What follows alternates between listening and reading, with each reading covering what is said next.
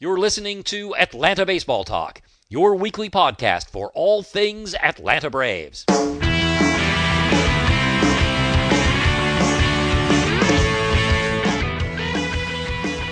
Welcome to show number 313, part 2. Today is Monday, August 31st, 2015, and my name is Steve. I am joined by both Hamilton and Curtis.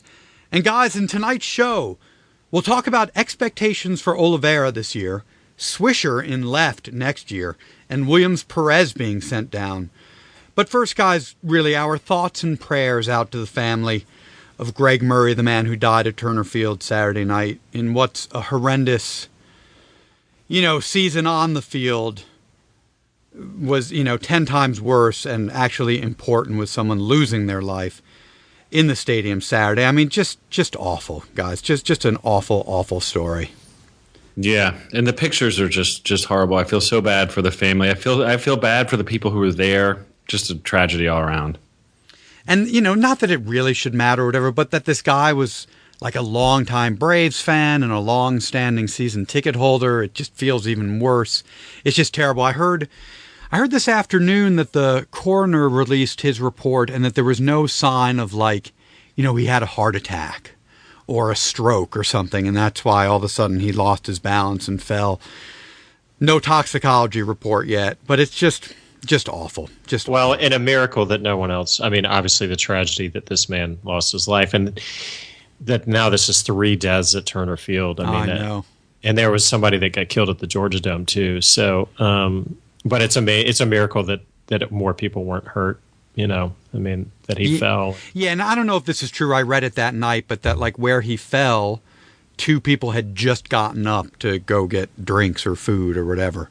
I don't know if that's accurate or not, but yes, a miracle that no one else was hurt. And it'll be interesting to see if in SunTrust if they reinforce the railings. It feels like at Turner they are they going to do anything for one more year to make it more safe. It'll be interesting to see if this is addressed in some way in the new stadium. Yeah. I mean, at Gillette, I was just at a Patriots preseason game. There's plexiglass. There's no way you could get over it unless someone actually launched you over it, right? So at all the railings and the upper things, they put plexiglass just because. Otherwise, accidents happen, crazy things happen. Right. It seems impossible. I sit there. I love those seats. First, second, third row, upper deck, right behind home plate. I've sat there with my kids a ton, and it doesn't feel possible, but clearly it was possible. Yeah, Ham, the plexiglass thing's a good call. I would imagine they'll do that. Seems like they would. Yeah. All right, guys, so let's move to inside the line. So a promising start to last week with a win against Colorado gave way to 5 straight losses, destruction at the hands of the Yankees. So, guys, let's do our good and bad for the week. Ham, let's start with your bad for the week. Everything.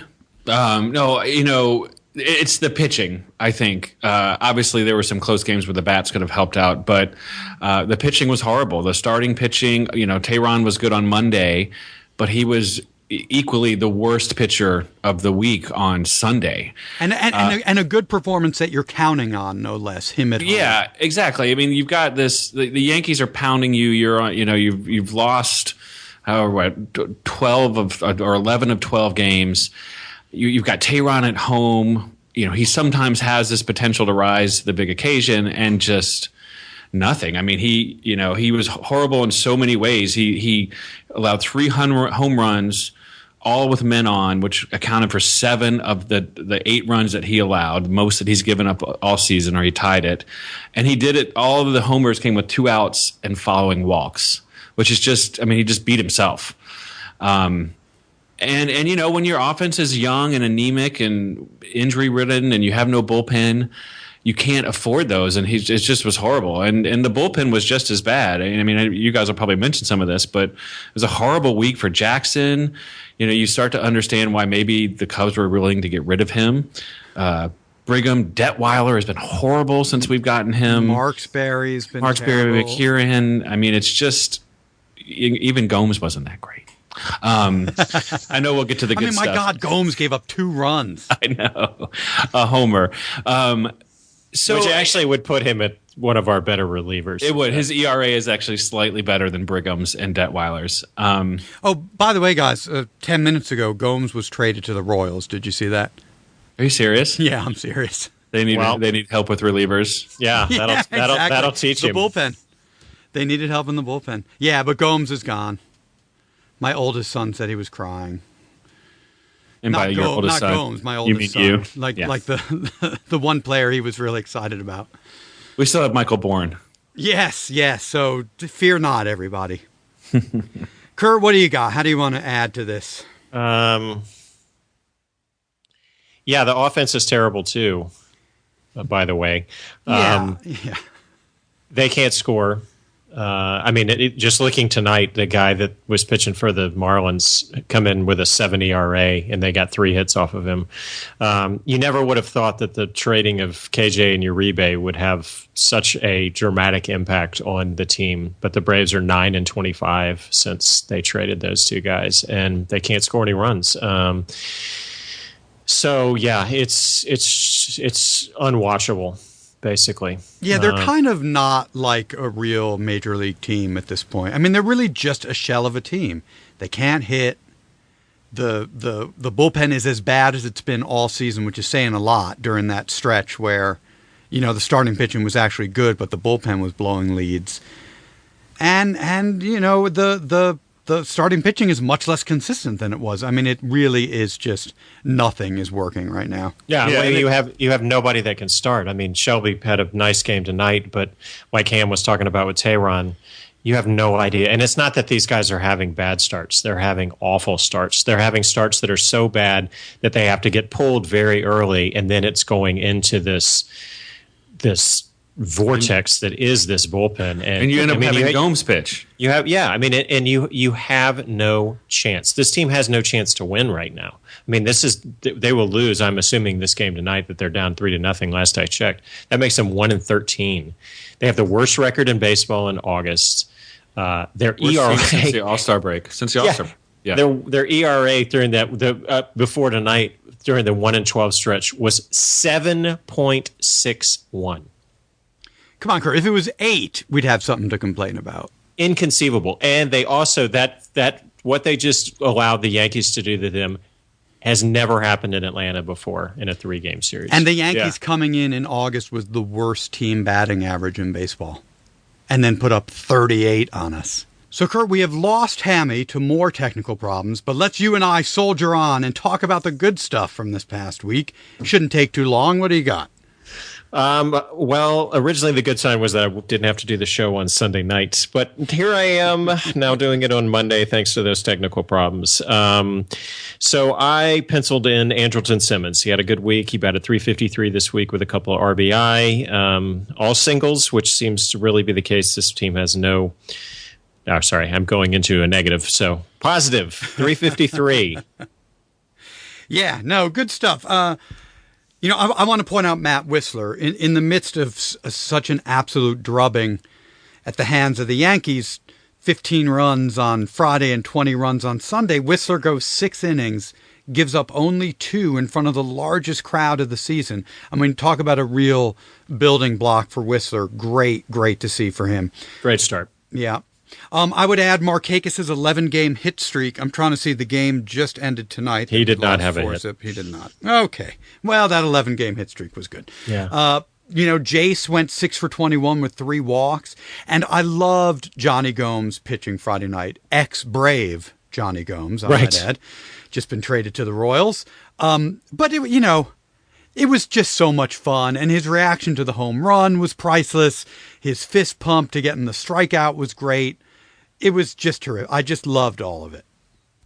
Well, and Shelby had a nice start tonight. I don't know if that really counts since we're bleeding over into today. But oh my God, it's unprecedented to talk about on Monday on a Sunday show. Shelby had a great start. Of course, he got another loss because they scored. Can't give up 1. They scored no runs. Exactly. All right, Kurt, let's move on to Hector Olivera. So he is expected to make his major league debut tomorrow, Tuesday, when the rosters expand. So what do you want to see him achieve in, let's call it, these 25 games that he'll probably play? Like, what will you be able to say, okay, he did this, whether it's batting average or just overall approach or whatever, where you're not going to be depressed heading into the offseason about him?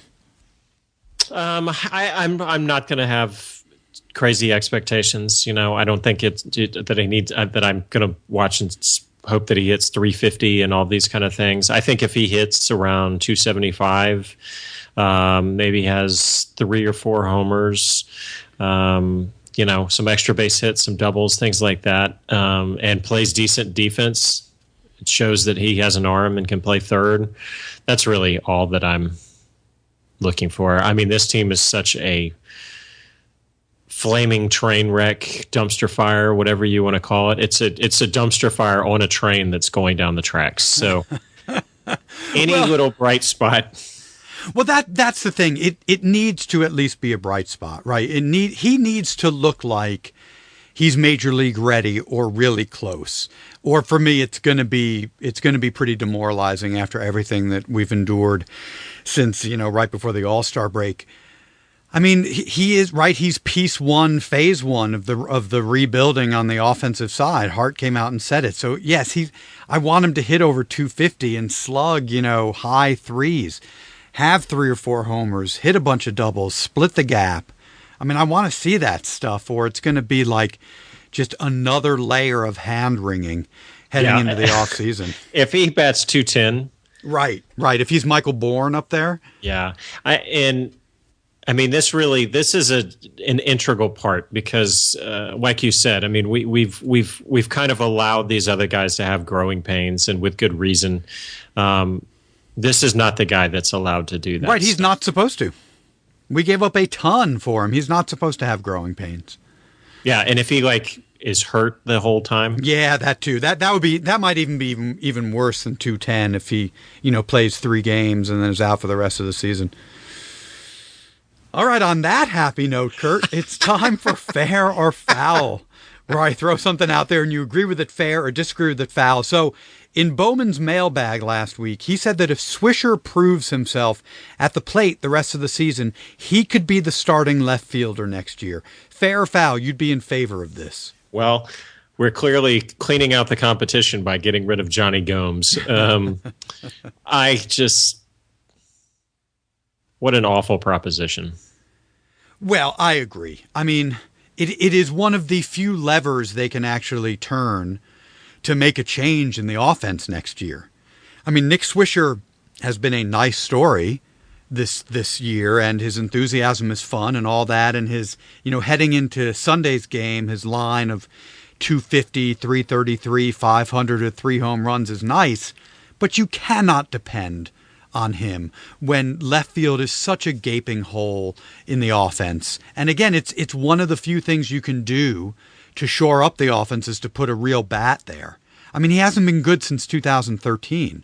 It's crazy talk. I mean, I really hope Bowman was overstating that. Crazy. He's a bench guy. That's what he's here to be. He would be a great bench guy. And I hope he's on the bench next year. But backup please, first no. baseman? Yeah, absolutely not. All right, Curtis. So following another awful start Friday night against the Yankees, Williams Perez was optioned to AAA afterward. So fair or foul, Perez makes at least 5 starts for the 2016 club. Well, before this stretch, I was convinced that he was part of the long-term plan, but you made the point that he's kind of the guy that came out of nowhere with all this. There was nothing really expected of him, and I'm not sure that it's going to happen with Fried coming back and some of these Tyrell Jenkins and guys like that are going to be around. Mike Minor potentially being back. I just don't see that this guy's got 5 starts for the 2016 club. I think he had his shot, and he pitched great right there at the beginning, and it's like he came back from the DL and has not been the same since then, and I just don't see it happening. Yeah, I mean, if you figure that the starting 4 next year, and I think you can write this in pen, are Miller, Tehran, Whistler, and Folty, then that 5th slot, right, it could be Minor, it could be Banuelos, could be Jenkins. We don't know about Fried. I just don't think we see Perez again. I think he's a starting pitcher in Gwinnett, he's brought up for emergencies, or maybe he's a long reliever in the bullpen. But or they trade him. I don't think, or he's part of the trade that fills left field next year, which is what I really think happens. All right, Curtis. Fair or foul, the Braves will reach 70 wins this year. Well, I really, honestly, before this 1-13, I guess it is now, stretch, that seemed like a foregone conclusion. As bad as the Braves had been, you would never think that they would not be able to make it to 70 wins. But now they're on a pace to finish 67-95, which would be their worst record since 1990. So I'm going to go foul. I don't think they've got any pieces that will enable them. Their pitching is so bad. And if it's not terrible, their offense is terrible, as we saw again tonight. So I mean, I don't know how many more wins they're going to get. It might be single digits at this rate. Yeah, well, let's talk about that. So the Braves with Monday night's loss in the books, the Braves are 54-77 with 31 to go. So they'd have to play 500 ball to hit 70. There's no way. No way. That's happening. No way. If they play 250 ball, they win 8 or 9 games. I mean, that to me is maybe even a bit of a stretch, but that's more realistic, that they get to 62, 63 wins tops. Yeah, I mean, this concludes, obviously, August. They didn't even get to double-digit wins in August. They're one of only 3 teams in Major League Baseball that going into this game had not hit double digits, and the other teams weren't going to hit it either. But they're the worst team in baseball. I mean, there were several articles that came out today from various sources. Mark Bradley, who is obviously more of a critic, but D.O.B., who's more of a truth sayer, and they were both basically discussing that the Braves are the worst team in baseball right now. Yep. So if they win 8 games and are at 62 wins, of course, that means 100 losses. That's insane. Yeah, its own level. I know that we will go back and have this conversation again because I'm thrusting it upon us. Does Freddie Gonzalez keep his job if they lose 100 games? Curtis, I think so, because if 2 months ago he gets the extension and then they completely gut the team as they have, how do you fire him? Because you've won like 3 games since then. Right. But you have left him with kind of not a real baseball team. I mean, you got rid of the only good guys in the bullpen. You got rid of 2 of the best guys on offense. I mean, there's just this team is barely a major league team right now. Well, to say that they're, I'm sure that it's the Gwinnett Braves. I would willing to wager at this point that the Gwinnett Braves would have a better showing than what the Atlanta Braves are offering right now. All right, Curtis, I think this will be our last episode of the Bourne Barometer, checking in on Michael Bourne, because I think that the Bourne Experiment is pretty well over. Now, the Bourne Experiment, better movie title than the Bourne Barometer. I did like that one. I might add. Bourne actually went, 1 for 2 tonight, but, last week he put up a healthy 1 for 9 with 3 walks. So his on base was high. But I mean, I really don't believe they think anything about the future of Bourne. In fact, I think Bourne will probably be released in the offseason, don't you think? I mean, do you even waste a bench spot on Michael Bourne now? I don't see what the point is. Wouldn't you rather have Yuri Perez? I agree. Did you see that Yuri Perez broke his wrist and is done for the year? Terrible. Out for the season. Yep. All right, Curtis. Shot in the Dark is up next, our prediction for the coming week. And let's start with our listener pick for Shot in the Dark. It was from Twitter follower Stephen Thomas, who predicted that Bethancourt would get 4 starts, hit .350 with 5 RBI. He did get 4 starts. He hit only .187 and drove in 2. So kind of, sort of close. Really one of the closest shots in the dark we've had in a while. Can't miss TV. All right, so we have our Shot in the Dark already in for this week, which is not going to go well. I'm trying to remember what it was. It was about the team scoring more runs in Miller's 2 starts than the rest of the week, and scoring 0 tonight. Yes. Not off to a good start there. Let's hope not. All right, let's check in on how we did last week. So, Kurt, you predicted Freeman would hit 375 with 3 homers. He batted 250 with 1 homer. Hammy predicted in the most complex shot in the dark of the year that the trio of Whistler, Perez, and Folty, out of those 3, 2 of them would go 6+ innings, give up 2 or fewer runs in that start, but the Braves would also lose both of those games. So he got close with Whistler, in that Whistler did go 6 innings, but not 6+, gave up 2 runs, but nobody else. I predicted that Folty would go 7 2/3 and give up 2. He went 5 and gave up 4 unearned. So the win goes to no one. So Hammy wipes us out in August, Kurt. 3-zip. Wow. We need a better showing. I don't know in September. that we've had a skunking before. I know. I do think it is an unprecedented result. So let's talk about this week. So Hammy is going Simmons, hits over 325 with 2 doubles. Kurt, how about you? I have carrying on the theme of what is now the Braves season, I have a anti-Braves pick, that the Braves will be outscored, which now seems very tame, but that the Braves will be outscored by the Nationals by 18 runs in that 4-game series. Yeah. God, I'm so scared about that Nationals series. I mean, thinking about what the Yankees did to us, the hated Yankees, it'll be even worse if the Nationals sweep us and, it helps them get back into the race some. Any of it. It's just going to be awful. Well, you have to figure that everyone is licking their chops to have the opportunity to take batting practice against the Braves right now. And the one good thing that does come from Turner Field being mothballed is that the Braves were 2-15 against the Yankees in Atlanta. Isn't that unbelievable? Seems impossible. It really does. All right, Kurt, let's look at our win-loss predictions that we made last week and then look ahead to this week's game. So for the 1-5 week, we were all 3-3. Way overly optimistic. No one got that right. So let's look ahead. So 7 games this week. 1 of them's in the books. 3 against the Marlins. At home, 4 on the road against the Nationals. So this is all messed up now because tonight was supposed to be Folty. Of course, he got scratched with the flu.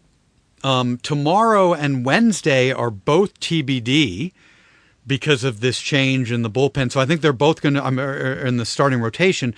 So word is they'll both be bullpen games. Banuelos may start tomorrow. We shall see. But so Tuesday's game against the Marlins will be against Justin Nicolino in his 3.65 ERA, and then Wednesday against Adam Conley in his 4.96. So on to Washington. The scheduled starters are Whistler versus Jordan Zimmerman in his 3.45. I assume that will stay in place. Next is Tehran versus Strasburg, although Strasburg left Sunday's game with back pain, so I doubt that he's going to pitch that. Saturday's supposed to be Folty, although who knows there, against Gio Gonzalez in his 4.11. And then the last game of the week will be Shelby. I assume he'll keep that start against Joe Ross and his 3.24. So, Kurt, we're already 0-1. What do you think happens this week? Oh, you know what? Sorry. I forgot to tell you my shot in the dark, which I will keep because I recorded this. I had this last night, and even though I know more, my shot in the dark is that both Folty and Miller get 1 win this week. I'm off to a bad start with Miller 0-1 and Folty's sick. Folty throwing up over the side of his bed. All right, and that's Kurt, just from looking at his ERA. Hey. Thank you. All right, what do you got on this 7-game week? I was going to go 2-5, and I've changed that. Obviously, we're now down 0-1 this week, but we're only getting 1 win the rest of this week. We'll beat Florida once, and we'll get swept by Washington. All right. Well, I'm going to stick with my 2-5, which are the Folty win and the Miller win. Hopefully, Folty even comes back this week, so I'll go 2-5. I guess they're both going to happen against the Nationals, which feels less likely than it did yesterday when I was hoping one of these wins would be tonight against the Marlins. All right, Curtis, that is the show. Everyone, please make sure you have us in your RSS feeds or subscriptions on iTunes or Stitcher so that you don't miss any of our weekly shows. And as always, check us out at atlantabaseballtalk.com for past shows, to check out our blogs, and to post in our comments section. And be sure to follow us on Twitter at ATL Baseball Talk and to like us on Facebook. Thanks again for listening, everyone, and go Braves! Thanks for listening to Atlanta Baseball Talk, your weekly podcast for all things Atlanta Braves. To find new shows, to post in our forum, or to send a comment, please visit us at atlantabaseballtalk.com. Had to admit the problem.